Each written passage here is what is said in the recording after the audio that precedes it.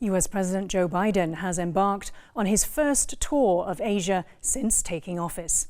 Biden is due to arrive in South Korea later on Friday to meet with newly elected President Yoon Suk-yeol and tour a semiconductor plant owned by electronics giant Samsung. The second leg of the six-day trip will bring Biden to Tokyo to meet with Japanese Prime Minister Kishida. He will also meet with fellow leaders of the Quad, a regional security forum that includes Australia and India. The trip is expected to focus on strengthening Washington's alliances in the region and addressing trade and supply chain issues.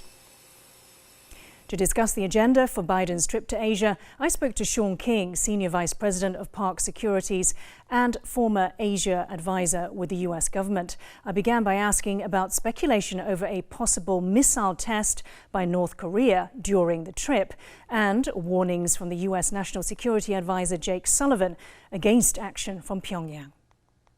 I think Jake Sullivan is giving Kim Jong-un reason to really think through any test before he undertakes it. But were there a nuclear test and or ICBM test when President Biden's in the region, or even when he's not, I could see some kind of rotation of U.S. strategic assets in South Korea, be it aircraft carrier, maybe a B-2 bomber, overflight.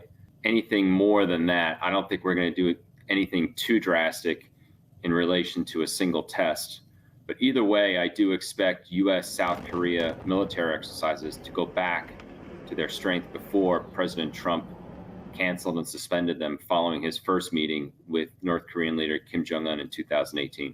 Biden is also expected to seek alignment with South Korea and Japan on Taiwan. Now, Japan has voiced strong support for Taiwan's security, but how about South Korea?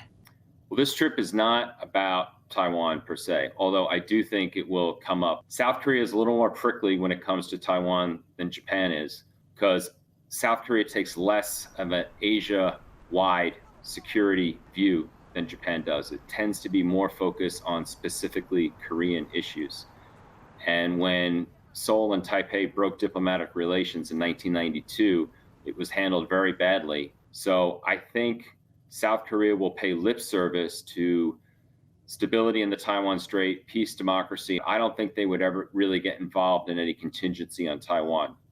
For that matter, I don't expect Japan to actually fight in Taiwan, but I do think that they would support U.S. troops in Japan as they do anything they feel they have to on Taiwan. But South Korea will definitely keep a distance from anything on Taiwan. You say that the trip is not about Taiwan, but my understanding is that it's about building the US-led alliance in Asia and to send the message to China not to try a Ukraine either on Taiwan or in the region.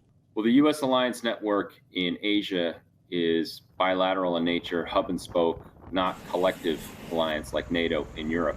You know, I don't think Beijing is on the cusp of any Taiwan invasion anyway. I didn't think that before Russia invaded Ukraine. I don't think it now. Whatever the case, I think what's happened in Ukraine has bought Taiwan some time because Beijing looks at Moscow's mistakes and maybe thinks it needs to be more careful if it were to try anything on Taiwan. But I don't consider an invasion of Taiwan imminent. And again, Taiwan will be discussed, but it will not be the focal point of this trip.